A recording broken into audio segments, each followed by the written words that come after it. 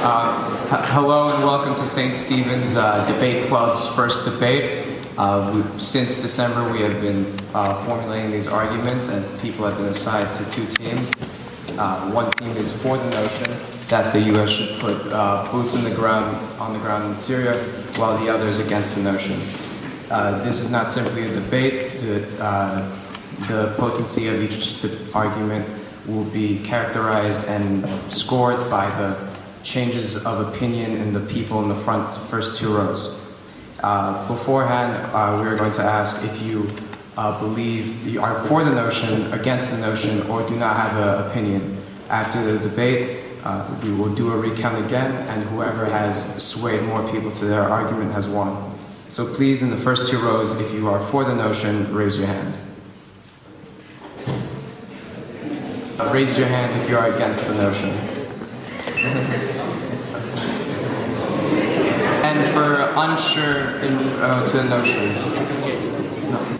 We have done a coin toss, and the first team to present is against the notion. Please go forward. I would first like to thank you all for being forced to come here this morning. Yeah, that was the icebreaker. So, we are against the motion. We're against American intervention in Syria because it's serious to have a stable government, a government of their people, for their people, by their people. America cannot put boots on the ground. Firstly, it's of paramount importance that we understand that we need to go beyond moral values and statistics to correctly address this motion. It is a motion of ideologies, political policies, and international conflicts. Secondly, it's important to note that the motion restricts that America be the only power to intervene with its army. The same army that fought in Iraq, and the same army which is positioned in Afghanistan. Moreover, this same American army cannot confront ISIS in Iraq, according to this motion. It is grossly inappropriate to compare this conflict to that of Iraq in 2003, because that was a simple two-sided conflict which began with an American invasion. But we can compare it to that of Libya in 2011. In 2011, the US intervened to help rebel forces overthrow a dictator and create a stable government. Yes, Gaddafi was overthrown, but the absence of a stable democratic government is still now felt. The oil production is down by 3/4, denying the government of the much-needed revenue to pay the thousands of civil servants still on its payroll. The Syrian war, as many of you know, is a very complicated war with numerous sides. An intervention would only escalate and externalize the conflict. Also, putting boots on the ground in Syria, as I said, is not a solution to Iraq.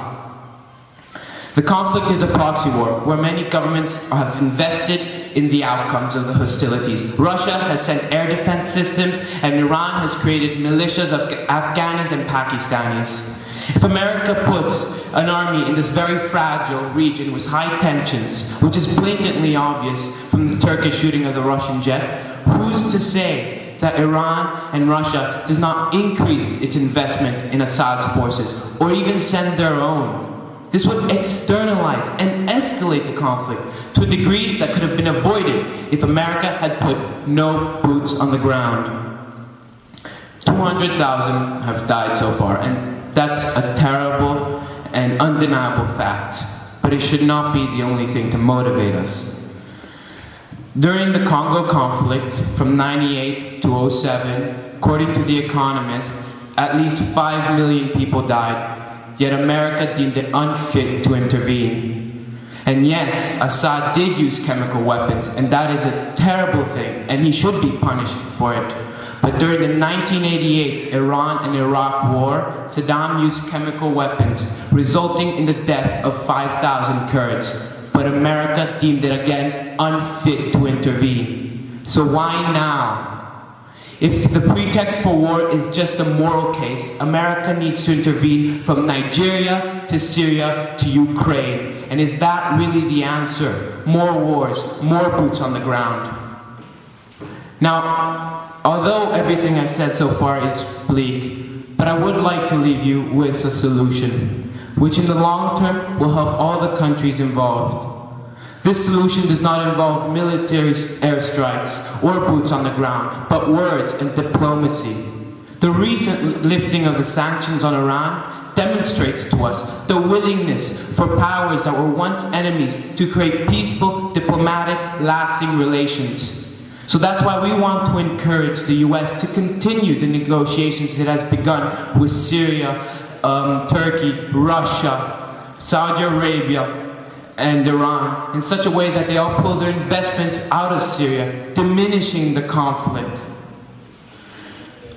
That's why I want to ask you this question. Can we really change the world and ensure a bright Syrian future by doing the same things we have already done? So here's a quote from Roosevelt. If civilization is to survive, we must cultivate the science of human relationships.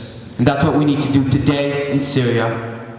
Thank you. Danilo, and now for proposing for the notion is the second team with Michael as a speaker. So before we delve into why the US should put boots on the ground now, let's take a look at the current situation. The method of airstrikes and the use of drones to attack from afar has led to a great number of civilian casualties and has proved ineffective in debilitating the enemy. Whether it be in Iraq, Afghanistan, or now in Syria, this method of warfare has proved nearly useless time and time again. At least 450 civilians, including over 100 children, have been killed by US-led air raids in Syria during its new campaign. And while the numbers clearly show that this is a poor method of conducting attacks against ISIS, the US continues to launch airstrikes in a weak attempt to avoid engaging on a personal level. In order to successfully cripple ISIS's line of support and the core of their operations, the US needs to put boots on the ground in Syria as soon as possible. Now, boots on the ground does not mean that we will have a D-Day style invasion of ISIS's territory. In this case, what we mean is to have just enough troops to be able to hold territories after airstrikes and to perhaps establish a no-fly zone. This would have two main benefits.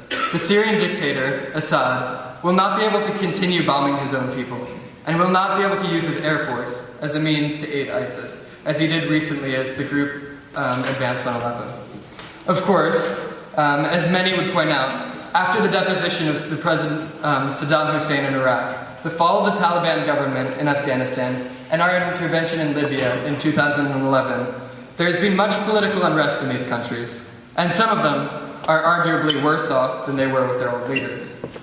But with a sizable force, in this case, the US might be able to take control of the situation, and as well as implementing a no-fly zone, perhaps would be able to find some form of humanitarian relief for the civilians themselves who have suffered uncountable war crimes at the hands of their own leader. And unlike in previous US interventions in the Middle East, this military presence would not be for so long, or for too short a period. And we and our European allies would be there only as long as it would take to see the country into a new period of stability and safety. One might argue that there is no need for the US to involve themselves in an issue that is taking place hundreds of thousands of kilometers away.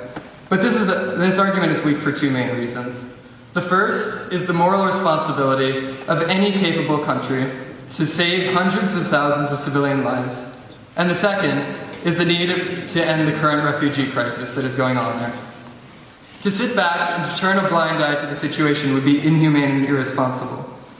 Furthermore, it's important that the US continue to contribute to taking down Assad's regime in Syria, because at the moment, Russia is using its military to prop it up, keeping the civil war going and further destabilizing the country.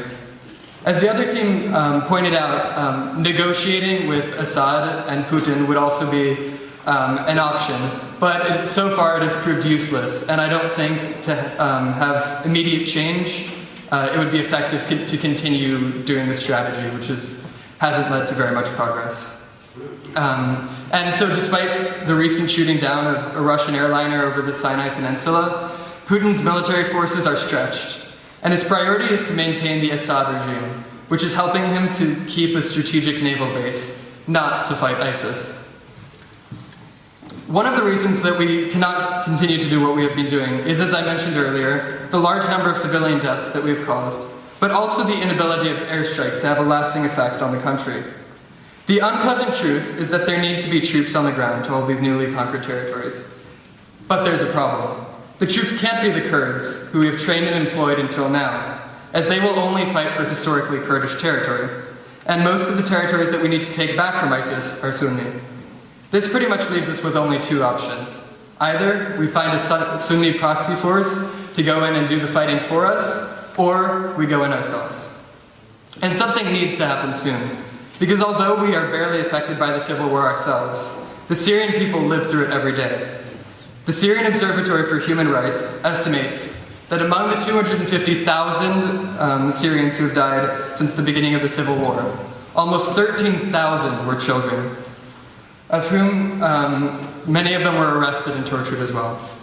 Ahmad al-Musalmani was 14 years old in August 2012 when he was taken into custody by a Syrian intelligence officer who'd found an anti-Assad song on his cell phone. For a long time, his family waited for him and paid huge amounts of money as bribes to officials in order to secure his release. Would anyone like to put questions to either or both the teams? Why is it the U.S. that should put ground in Syria, not maybe Saudi Arabia, who has the rich economy? Why should the U.S. put something ground in Syria? The U.S. shouldn't put boots on the ground in Syria, and instead of asking other powers like Saudi Arabia or Jordan to move in, diplomatic solutions should be found, as we said before, and increased talks between the US, Iran, and Russia. And evidence of these talks going on is the recent sanctions that have been lifted on Iran. So they are going on. Diplomatic solutions and negotiations have been tried over the course of the Civil War and have been proved ineffective, seeing as though the refugee crisis is continuing and millions of refugees are entering Europe over the course of the past year. So the U.S. needs to put boots on the ground in Syria because their method of negotiation has failed, and in order to work to regain a stable government in Syria that can end the crisis and the inhumane acts of the Assad regime right now, the U.S. needs to put boots on the ground in Syria. And right now, the reason Syria is the focus is because it's developing into a world crisis, and it's causing millions of refugees every day, which are affecting the whole world. So that's why Syria is the focus right now. Thank you. Yes. I think that Fabio's question was, why does it have to be the U.S.? I mean, why can it not be another country? We have tried diplomatic solutions. We've been negotiating with Assad since 2011, and even Obama now is planning to send troops into Syria because he's seen that that's not an option. And also Putin, he's pretty much only interested in his naval base there, so he's not even interested in fighting ISIS. So that's why we need to have boots on the ground, and it needs to be we can't have other people do it because we've tried that. We've tried getting, as I addressed in my speech, we've tried the Kurds or the Sunnis, and I think other European nations would be a help. Alex mentioned the refugee crisis, and justly so, but if America really wants to make an immediate impact on the refugee crisis, why doesn't it just let some of them in? I mean, wouldn't that be a good... And as to addressing the question about why America should intervene, we don't think America should intervene, actually. We think we should create a humanitarian alliance in Europe, and maybe Europe can intervene because Europe is holding a large amount of refugees, and they're the most interested in restoring this land, this region, back to its rightful people. So maybe a European coalition, as well as humanitarian organizations, would be the best intervention in Syria, instead of one army of one nation, which so far has done terrible things in the Middle East, and we have the proof of that. Oh God. Now, what Alex said before about it becoming a world crisis in Syria, would sending an army to a region that is so high-struck with tensions and can be defined as the brink of a world crisis be the best solution? I don't really think so. And I think you guys shouldn't either. Okay, well, the reality is that the US is geographically farther from where the refugees are coming from than Europe. And Europe is already crippled by refugees. And you're saying that Europe should send in forces rather than the US because the US shouldn't get involved. I think that is making excuses for why we're not getting involved, why we're staying out of it, because to get refugees into the US and to establish a refugee center in the US will take time. And right now we don't have time.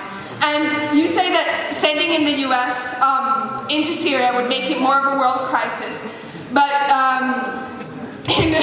in reality, it is already a world crisis, because just because it doesn't involve the US doesn't mean it doesn't involve the rest of the world, meaning because the refugees are in Europe, this is happening in Europe, and just because the US is not yet, has not yet put boots on the ground doesn't mean that it's not a world crisis. The rest of the world still exists. Questions? William. Why should we allow the U.S. to intervene? The last time the U.S. intervened in certain wars, such as the Vietnam War, the Korean War, the Cuban Missile Crisis, all these events, the U.S. has actually caused even greater instability. For example, in Korea, the country split in half because of this war. They never won the war, and now one side's communist, one side's not, and they're still in war with each other. Are you only addressing for the notion? Okay. It is a dictatorship and a regime in Syria that's causing many casualties and causing a refugee crisis across the world, as mentioned plenty of times. And so the U.S. needs to put boots on the ground because they've tried negotiations and they've tried to work with the governments of the countries involved to restabilize the nation. But right now the only option left is to put boots on the ground and try to rehabilitate the country, the nation that has been put in turmoil by this crisis. So that's why the only option left for us is to put boots on the ground and try to re-stabilize the country. Thank you. So, kind of talking in reference to what they said before about the refugees and restabilizing the country, how much time will the conquest, the reestablishment, and the stabilization of this new government take? I mean, and how much time would it take to open a couple of refugee camps in the US? I mean, the time frames are completely different, and we can all understand that opening of new refugee camps and allowing refugees to come into the US would be much faster than establishing a new government, which we don't even know would work.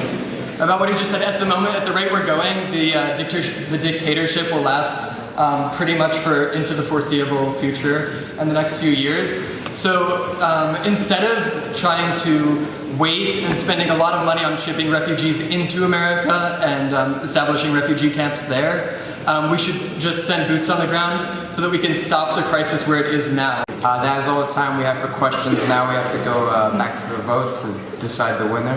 Remember, there are 3 choices: for the notion, against the notion, and undecided. Please raise your hand high if you are undecided.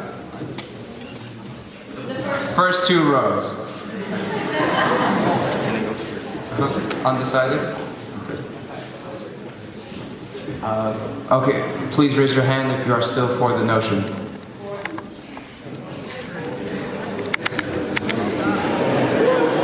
Against the notion. Against the notion wins.